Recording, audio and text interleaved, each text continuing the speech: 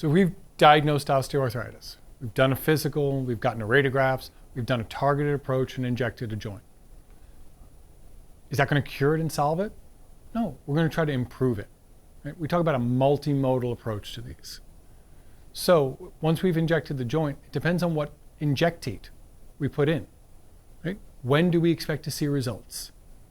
We put in cortisone, we might expect to see results in 48 or 72 hours. We put in other things, it may take a little bit longer. But what we're also looking for is the longevity of those injectates. Okay?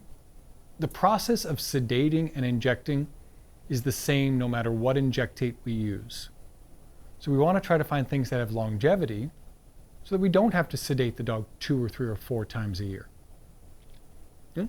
So we want to find things that we can put in that may not have an immediate gratification, right? But we've set the dog up for success long term. When we set them up for success, it's communicating to the family when do we expect to see that improvement, and we want them to come back to get our opinion, your opinion, on whether or not they're better. So those rechecks, we do the same thing we did at the consult. We watch them walk. We have the owner fill out those client subjective outcome measures again. Key with that, always have the same family member fill that out every time. Right? We fill those out. We do our physical exam again. Right? Can we palpate this? Is there less effusion? Can we flex and extend it more? How does the dog walk? So depending on when those timelines are, that may be a recheck at 2 weeks or 4 weeks or 8 weeks later. Right? We're trying to see those along the way. During that time, depending on what we've injected, we may have some restrictions, but they're not necessarily restricted. Right? They're not on lockdown. I don't want things on crate rest. Rest is not rehabilitation. Right? So we want them controlled. Right? If, hey, running out and chasing the squirrel, the dog used to come back lame every day, okay, that's a goal to get back to, but in the first couple of weeks or maybe the first month, let's go outside on a leash. Go for a walk. Low impact activity is important to managing osteoarthritis.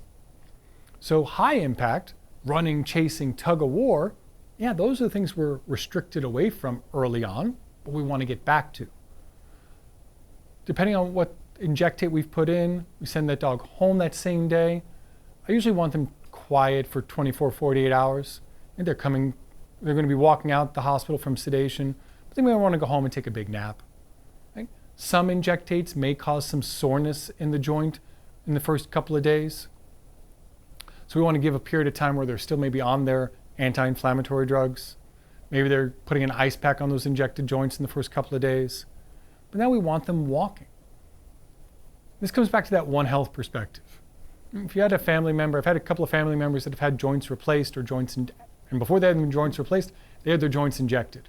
We want them feeling better from that One Health perspective, right? Have a person who gets their joint injected, they feel better. Right? They may have a day or two where we want to just see if there's any soreness, but we want to get out and start standing, right? Walking, right? Get up a little bit easier. Get out of bed. We all can't lay in bed all day. Right? Get up and move, but move with control and with purpose. Same thing with the dogs. Right? Go out, go for a short walk.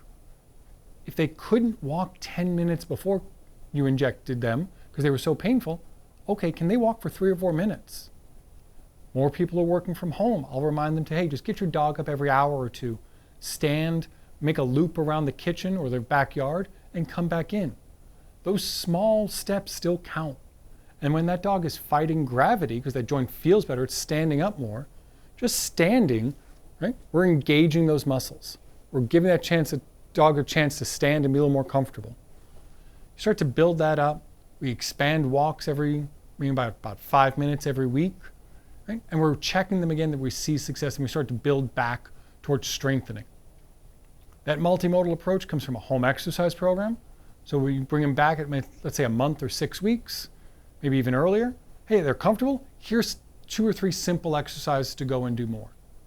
Or if you're part of a hospital that has a rehabilitation team, if I've injected them, I'd like to get them in with my rehab team within 2 to 4 weeks, because now we can put a structured program together to build success for that pet, to get them back comfortable and building strength.